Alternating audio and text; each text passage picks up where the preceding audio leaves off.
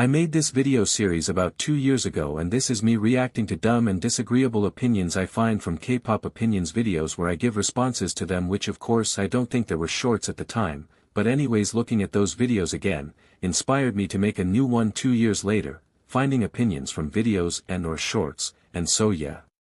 This video series is just me disagreeing with dumb and disagreeable opinions and me sharing why I do. I've made 3 videos so far and this is a part 4. Enjoy and please sub, let's go.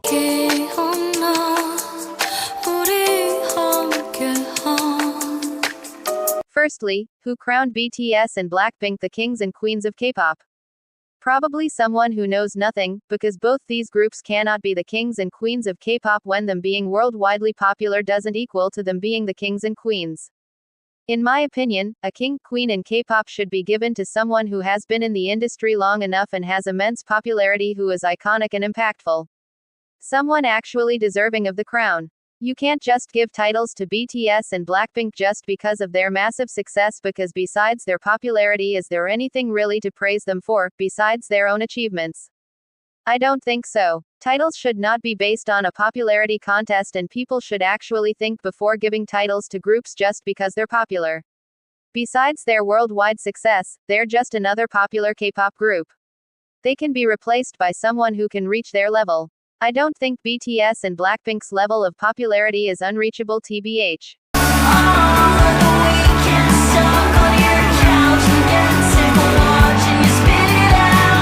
Is this opinion joking, or is this person just new to K-pop? Since the first gen, there has been great vocal groups to debut that can most definitely outshine Red Velvet, examples being Wings, Mamamoo, Kiss and Cry, Spica, Kiss of Life, etc.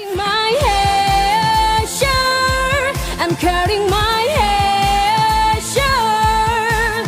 절대 헤어져서 아니야. 우는 것도 아니야. 나는 식지 않은 논란. 나 attitude 뭐든지만 골라. From the east side to the west side. 춤을 추는 너의 손짓이 더 피아노만 뻔하지 않은 그 몸짓이 넌 뭐랄까. 멀리 밝게 빛나는 저 별빛 어깨를 두드리는 바람 모든 나를 비춰. 그만 울래. 몸도 지치고 맘도 지쳤어. 사랑한다는 말 거짓말. People need to stop praising Red Velvet's vocals as if their vocals are top tier, out of this world, since I've seen it quite a bit. People may have not experienced a lot of vocal talent as a K-pop stan for them to actually pick someone else instead. Red Velvet are not the only group to exist, guys. You don't have to pick them as the best vocal group each time, because it shows that you don't really know anything or any other vocal groups besides them. Plus, I've said this many times before, that nobody can be the best, because people in the past years of K-pop could be better and people to come in the future could be better too. There's no, the best, and plus, you guys don't even know what good vocals are, so why are you out here calling Red Velvet the best?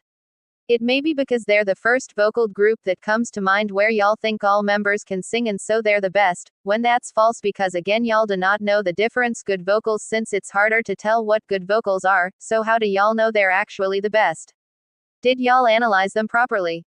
Y'all don't know anything.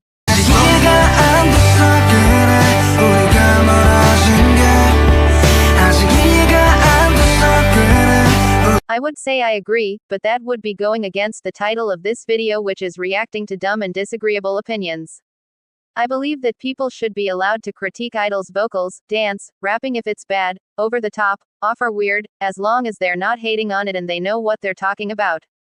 Also, before I move further, I wanted to make it clear that I sound contradictory in this one compared to the opinion I reacted to before about Red Velvet. This opinion is more about bad talent compared to good talent, and that fans should be allowed to critique talent if they're bad compared to good talent, which is harder to critique and praise, since you'd have to be knowledged on that, like my response to the Red Velvet opinion said. Hope that clears things up.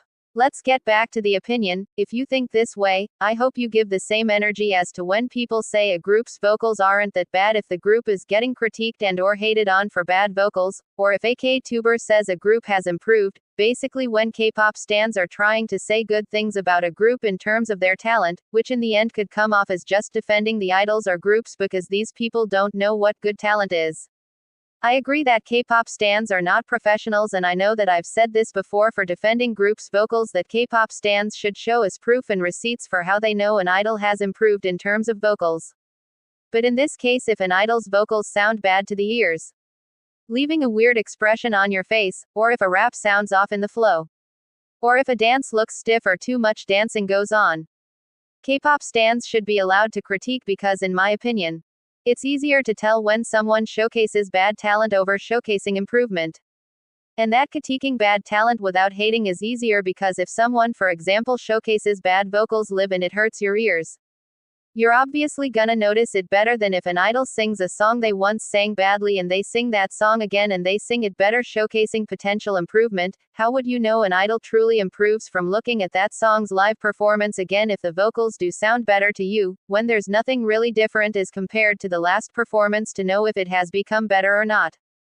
People can criticize without needing to be experts simply for this alone, and again I'm only talking about being allowed to critique if it's bad talent, and if you're critiquing or praising good talent you should be knowledgeable on the topic, and I have to say this again so you guys don't think I'm being contradictory compared to the Red Velvet opinion response.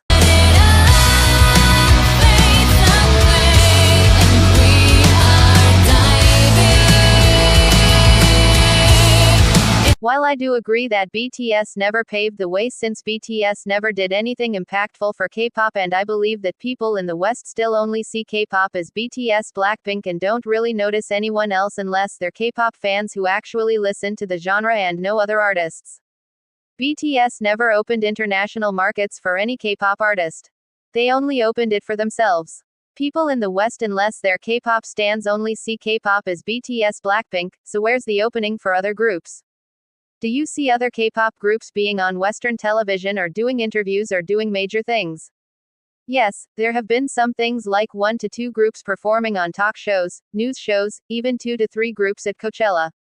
But seeing all this, I don't see anything massive for K-pop in the West, like bigger than what I'm noticing now for K-pop groups, meaning that what's happening in K-pop in the West now is great but not nearly as big as I would wanna see K-pop in the West if y'all think BTS truly paved the way. But what I don't, however, agree to this opinion, which is the main point of the video title, is in a way that it comes off as rage-filled and hateful. As I talked about in my previous video of my K-pop thoughts about unpopular K-pop opinions where being defensive is not responding to an opinion, this is the same as that. Being hateful is not giving a take. This is not someone actually trying to say something, but rather someone who just hates BTS because they hate BTS. Takes like these are just people trying to bring down groups unnecessarily and disguising them as opinions. Plus, this opinion is just a vague statement, which is better than if this opinion was explained further, since imagine if the person who said this actually explained the opinion, we'd have someone just being hateful and bitter at BTS because of their immense fame. They would not be giving a proper reasoning as to why, but rather continuing to add fuel to the fire and actually giving people a reason to cancel this person because they're just showing their true colors. Also, I know this is not really reacting to the opinion itself, but I wanted to add it here because people say anything and call it opinions even if they're not opinions at all. This person is the one who really needs to calm down because they have some beef with BTS. People like these should just keep their mouths closed, since if they want to say something, say it, but don't say it in a way that you're just using that thing you have to say as a means to be toxic towards K-pop groups you do not like and cannot stand. 한 번도 단 한 번도. Why I find this dumb and disagreeable is not because I hate aespa and wish their downfall, since I actually like some of their music. The main disagree that I have with this is saying aespa deserve their success when me seeing this. It makes me wonder about people who say X group deserves their success. But the groups they talk about are from the big 3 and HYBE, which is weird and dumb. Because in the current era debuting under that company in K-pop, not sure about their other markets, you're guaranteed instant success because people anticipate you Give your song good enough views, constantly talk about you and things, which shows that debuting under those company gives you a head start compared to other companies where you'd have to work harder. So saying, X group deserves their success, but the group is from one of the biggest, most popular companies ever, is funny because these groups never really have to work hard for their success since they'll get their success pretty easily. Not saying these groups don't work hard, but for their success they don't have to work hard. Quite a lot of K-pop stans notice groups from the big three and HYBE when they're about to debut than other groups. Using aespa again as an example since the opinion is about them, they debuted in 2020, right? But in 2020 other girl groups like Asomd, Ariel, 29, Chic and Eyes, Episode, Bling Bling, Like Me etc. also debuted, but who do you think K-pop stans checked out at debut and no more?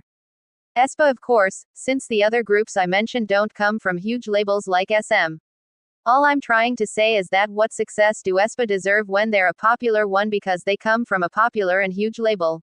I do agree that aespa, just like any other big three and HYBE group, work hard, but I don't agree that they deserve success since their success comes handed to them on a plate.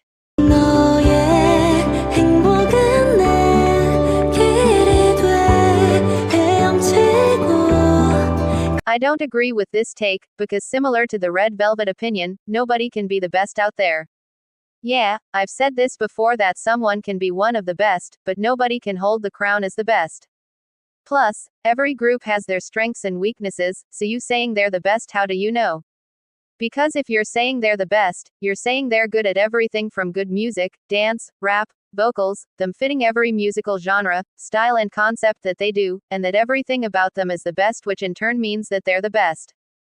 I don't buy when someone calls a K-pop artist the best or a song the best or anything, since sometimes biasness could come into play, and that it's great that this K-tuber did mention that it's not because they LTXT that they say it, but again people do say these things because they're biased and not because they actually know that the artist is the best. You say X group is the best. It's probably because they're your faves, or maybe you say that because they're popular. You don't know really if they're the best based on facts, and your personal thoughts, biases, preferences etc. make their way when you call someone or something the best in K-pop, be it an artist or song. This is why I can never trust any K-tuber saying someone is the best in K-pop unless they give me a good reasoning as to why, and it leads me to think, this K-tuber is actually onto something.